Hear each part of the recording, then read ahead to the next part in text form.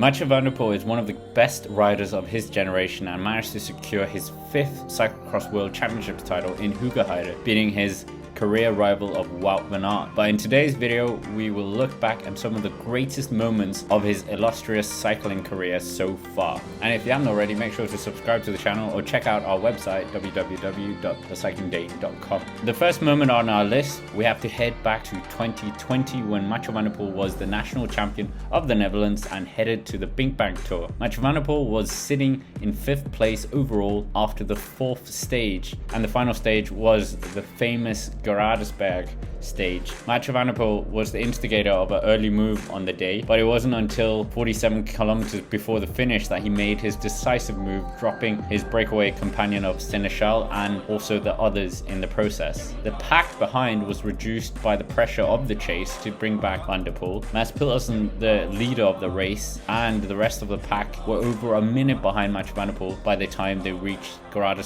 for the penultimate time. Soon after, a breakaway from the chasers was formed and they could see Mathieu van der Poel tantalizingly close to them, but were unable to close the gap. Towards the end, it was a fatigued Mathieu van der Poel who managed to hold the chasers off on the Muur, and he won the overall stage by a few seconds down to Oliver Naesen with a very dramatic finish, and in the process, Mathieu van der Poel also took the overall win of BinckBank Tour 2020. Our next moment, we have to head to the early part of 2021, and this was where Mathieu van der Poel was at the Tour de Suisse, and it didn't take long for his presence at the race to be felt, as Mathieu van der Poel on stage 2 got himself in a very elite group as a 2.4 kilometer climb at 8.3% played a pivotal role in the stage. Mathieu van der Poel attacked inside the last 4 kilometers before the Dutchman accelerated hard and clinched a commanding victory in his first appearance in the Tour de Suisse. Not only did he win on this stage, he also managed to follow this stage victory up with another one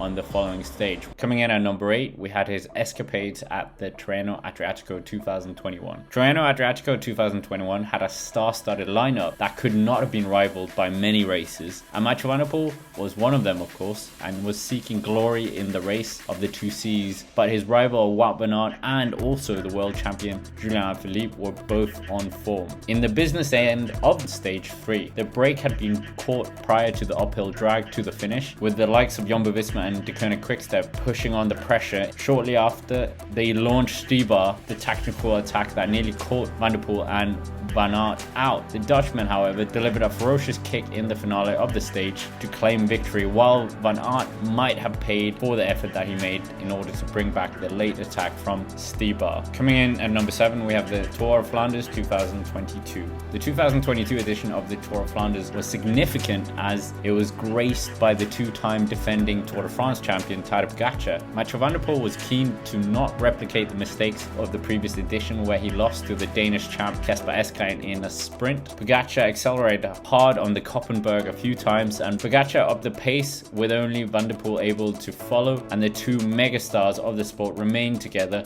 on the Patenberg. Pogačar and Van der Poel managed to build up a lead of 30 seconds, however this lead quickly disappeared as the two were playing games in the finale, not noticing the ensuing danger coming from behind in the form of Van Baal and Madouas. In the closing moments, Van der Poel kicked for the line and sprinted to triumph, while Pogačar found him frustratingly boxed in the sprint, leaving Van Baal and Madouas to complete the podium. Coming in at number 6, the Giro d'Italia. The Giro d'Italia in 2022 began in Hungary for the first time, and the finish of stage 1 was a punchy sprint climb in Visegrad. Not only was this Mathieu van der Poel's first Giro, as expected, the final punchy climb was when the hammer was really thrown down by the peloton. Plenty of attacks tried to get up the road, but in the end it came down to a punchy sprint finish. Biniam Girmay opened up the sprint, and Caleb Ewan desperately tried to cling onto his wheel, but took a slip in the haste to keep up with the Eritrean sensation. However, Mathieu van der Poel managed to power past his fellow Giro debutant to clinch the win and also wear the Maglia Rosa for the first time in his career. Coming in at number 5, and we return to Tirreno-Adriatico 2021. Mathieu van der Poel had already stamped his name on the race with that stage win. Stage 5 would prove to be the next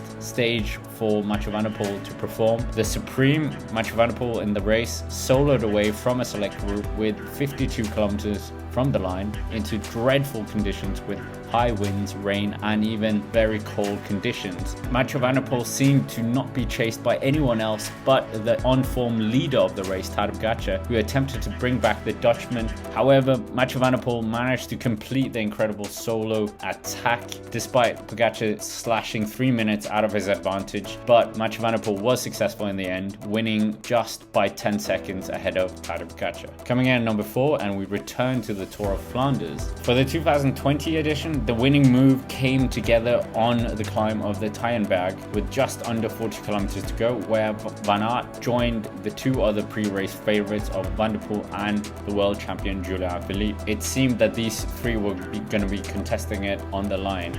But shortly after, it became a nightmare for the world champion as the curse of the rainbow jersey struck as he clipped a slowing race motorbike, while the more attentive Van Aert and Mathieu van der Poel simply flicked around it.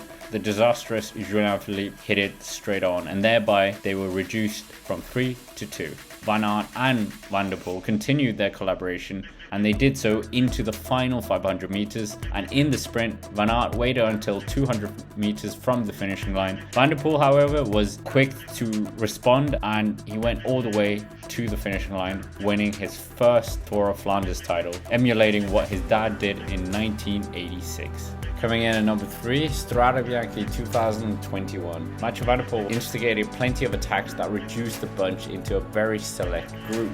Fundamentally, when it came to it in the finale, on the final climb up into Siena, that was where Mathieu van der Poel made the devastating blow that managed to drop the world champion Julian Philippe and Egan Bernal, who were not able to do anything about the attack. Thereby, Mathieu van der Poel produced a spectacular attack to clinch the 2021 Strade Bianche style, and the victory also meant that Mathieu van der Poel became the first Dutch winner of the Italian classic race. Coming in at number 2, we have the Tour de France 2021.